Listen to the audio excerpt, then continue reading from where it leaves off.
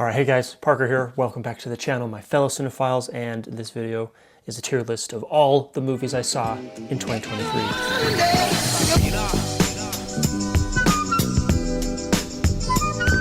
Here's the criteria. S tier, instant classic. Grade A is so good I'd buy the Blu-ray, which also includes with the S tier. B is I'd watch it again. C is one and done. I watched it, it's fine. I didn't really care for it either way. And then D is I didn't like it. And in no particular order, we'll start off with Poor Things. I rate Poor Things as one and done. All right, next up is Guardians of the Galaxy Volume 3. Where to put this? I mean, it was okay. I liked Ant-Man better, but so Guardians 3, I loved it. The humor was great. The camaraderie among the characters was great. The visual and action sequences were amazing. I loved all the new inventive things, like the gooey, fleshy like planet that they went to was crazy. For me, I rate this as an S tier. It's an instant classic. Buy the Blu-ray. I'll watch it anytime. All right, next up is the Teenage Mutant Ninja Turtles Mutant Mayhem. This is actually the first time in my life I've ever seen a Ninja Turtles movie, surprisingly, and I liked it quite a bit. The animation was flawless. I really loved all of the voice actors. It was very well written, and the performances from all the teenagers and Jackie Chan was also a ton of fun. I would absolutely watch it again. I don't know if I really want to buy it or not, but maybe that could change in the future. But for now, absolutely, you want to watch it, dude, I'm there. I'm watching it right there with you. Oppenheimer, definitely one of the year's most divisive and critical movies. My favorite aspect of this was that it was all filmed with the IMAX, basically all filmed with the IMAX camera. Now, unfortunately, I don't live in Seattle anymore, so I don't really have close access to a 70mm IMAX theater, but I did get to watch it in quote-unquote IMAX, at least Utah's version of IMAX, which was spectacular. Visuals were breathtaking. It had a lot of other story elements that I wasn't expecting. I was thinking, oh my gosh, well, it's Chris Nolan. It's going to be an instant classic. I really, really love almost all of his other things. In this case, though, I rated a B. For me, I'd absolutely watch it again. Also, I really love watching long movies, and I like watching movies based off of true events. But I did like it. The really strong performances, incredible visuals. I'd absolutely watch it again. All right, next up is Spider-Man Across the Spider-Verse, and just like its predecessor and just like Ninja Turtles over here, the animation and the visual style is just impeccable. It's mind-blowing, and I just love just looking at it. A lot of people thought the plot was really thin on this one, and watching it for the third time, I do agree. It doesn't happen very often, but the second I walked out of the theater, I'm like, I need to watch that again immediately. And I did, and then I bought the Blu-ray, and then I watched it again. I'm not really sure for me if it's an instant classic. I want to put it there, but for now, definitely, I bought the Blu-ray. I have it. I've seen it 3 times now. I'd watch it again anytime. All right, next up is Miyazaki's latest film, maybe his last movie, The Boy and the Heron. This one was a weird one. I kind of overhyped it, unfortunately. I was thinking it'd definitely be up here in like S tier or maybe the A tier, because Castle in the Sky, and there's a few other Miyazaki movies and Studio Ghibli movies that are just legendary for in my opinion, though. For now, though, I'm putting it in B tier. I would watch it again, but it's not an instant Blu-ray purchase for me personally. This movie came out of nowhere, and it surprised the heck out of me. Netflix, Leave the World Behind. It's actually getting a lot of negative reviews. I loved it. I loved it. Instant A tier. It might actually be an instant classic as well. But this is like the perfect Parker movie. It's definitely a longer movie, and it's a very slow burn, and a lot of people didn't like that, but I relish in stuff like that. And I just love how it slowly escalates and escalates and escalates, and it's just such a delightful slow burn that I had so much anxiety watching this movie, but like the good kind of anxiety. I've only seen it once so far, but I definitely watch it again.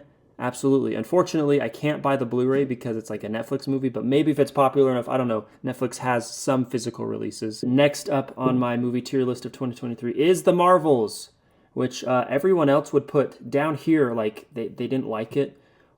What? What is wrong with those people? I had so much fun with this movie. Just the dynamic, like it's just so especially who's the Pakistani chick? For me, this is an instant classic. I had an incredible experience with this movie. Oh, and look, it's 2 Marvel movies in a row. Go figure. I was careful not to overhype it, which I'm glad I did. I wasn't blown away by any means, but it was just so much fun. I feel that Carol Danvers actually had a lot of good character development, and watching the Miss Marvel TV show and the WandaVision TV show, I feel finally really ultimately paid off in a really positive way. The cat sequence, like the slow motion cat sequence, was hilarious and unexpected. The plot of the villain, like the villain's motives, excellent villain, but her motives didn't really make sense to me. It reminds me a lot of the Star Trek reboot series, where like literally the same problem happens. Like the sun burns out, she's blaming that on Captain Marvel, so she's destroying all of Captain Marvel's like associated planets and friends. But that doesn't make any sense. Like it doesn't make any sense. But it's a great time. All right, next up on the list is Disney Plus exclusive, The Naughty Nine. After I watched the trailer for it, I immediately watched it. I liked it a lot because it's different, and that really makes a lot of difference to me. Like, there's all the typical cliche holiday movies, but in this case, there's like these naughty, like, middle school kids that like literally plot to break into Santa's like toy factory armory. Bonkers crazy. It's like an Ant-Man movie or a Mission Impossible movie, but with kids and Christmas. I had a heck of a good time. I don't think it's an instant classic, and it's like streaming only, I think, so I don't think we'll ever be able to buy the Blu-ray, but I would absolutely watch it again. All right, next up is Murder Mystery 2, a Netflix exclusive. I enjoyed this movie. I had a good time with it. For me, though, I'm going to rate it C, one and done. I didn't really have too many issues with it. I definitely thought the first one was more engaging. All right, next up is Asteroid City, which I accidentally overhyped. I thought this was going to be an instant classic, but it wasn't. I really like the unique sci-fi concept, and the visual effects and the camera, the cinematography, the color grading, all that was beautiful, and oh my gosh, I just loved looking at it. However, this isn't actually like a movie. It's like a movie about a play, and then the movie part is the play. It's very confusing. I did enjoy my time with it, but for me, I would rate Asteroid City as a C, one and done. Next movie is The Next Goal Wins, another Taika Waititi adventure. I'm a big fan of Taika Waititi as a filmmaker and movie director. This time around, though, this is actually based off of a true story, the American Samoa soccer team, like in the early 90s. But definitely, I'd watch it again. It's a good story, it's endearing, there's a lot of good laughs, and it happens to be true. The Nun 2 from the Conjuring universe. Ooh. But to no surprise to many people, I really don't like scary movies. This one is a meh for me. Definitely a one and done, but I didn't really care for it. I didn't really think this was a bad movie, but actually I thought the first Nun movie was scarier than this one. All right, next, also this is in no particular order, we've got Disney's Haunted Mansion, and I liked it. I enjoyed it. I didn't overhype it. I definitely loved the spooky and atmospheric setting, as well as there were a few humorous elements sprinkled in that I enjoyed. However, there weren't. It was interesting. They tried to be scary and spooky at some parts, and it just like wasn't. So it was kind of awkward, I guess. And I definitely remembered like, this is like part of the ride itself, which is kind of cool. And it makes me wonder, when is Disney just going to make their like Disneyland ride universe? We've got Jungle Cruise, we've got 5 Pirates of the Caribbean movies. Let's just keep turning rides into movies. It is kind of interesting. All right, next up on the list is the Netflix exclusive Best Christmas Ever. And actually, Jason and I are both in this movie, except for we're not. So we were both background extras in a couple different scenes, but we watched the movie carefully, and yeah, you can't see us at all, ever. Which is too bad. I would have liked this a whole lot more if you could see myself or Jason. That makes it just way more fun, right? Overall, especially towards the end, it was very heartwarming. I did like the themes and the character developments for both of the characters, the two ladies that were old besties. For me, though, it's going to be a one and done. All right, next on the list is Shazam 2, The Fury of the Gods. And actually, the first one I liked a bunch. I bought the Blu-ray.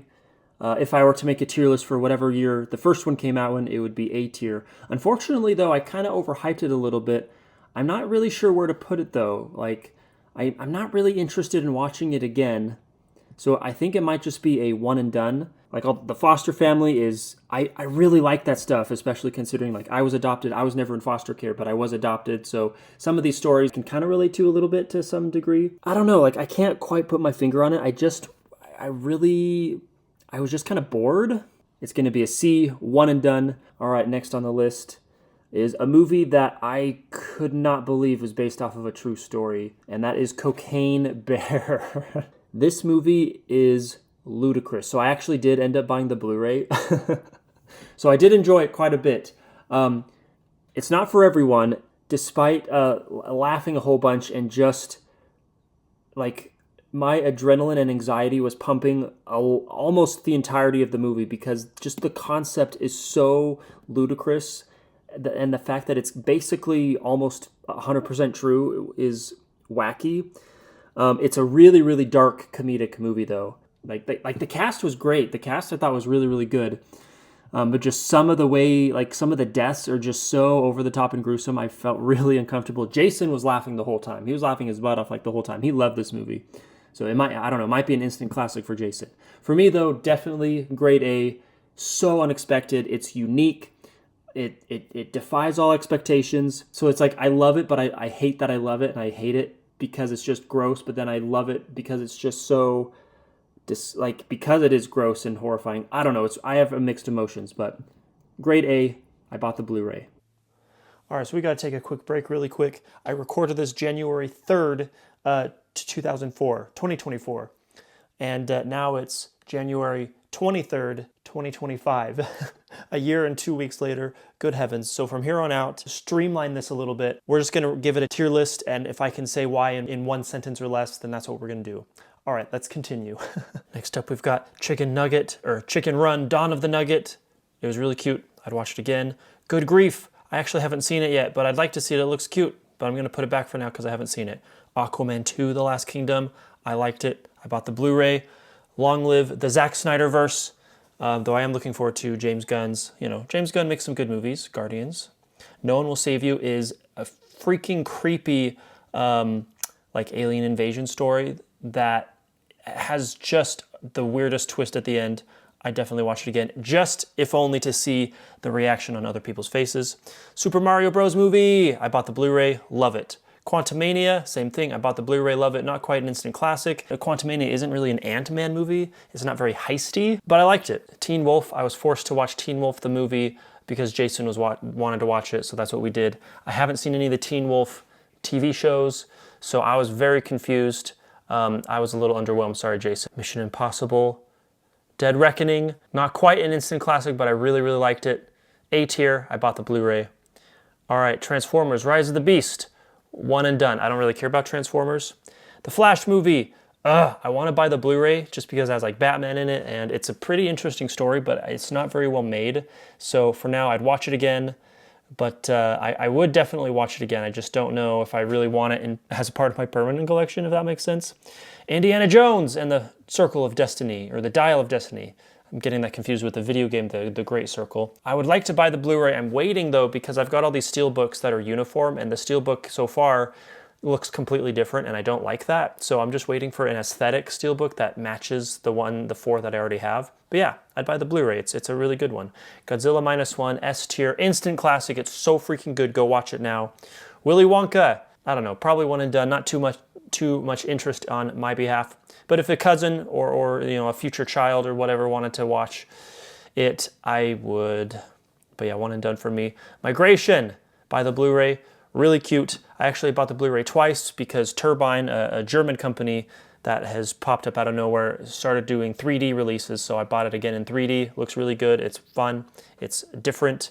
All right, Boys in the Boat. True story about a crew team rowboating competition in Washington State that goes to the Olympics in Germany. Very well-made movie. For now, it's a one and done. I think I would watch it again if someone invited me to, but for now, it's one and done. Barbie, I didn't care for too much. We Have a Ghost is really fun. It's a unique ghost story. I'd definitely watch it again.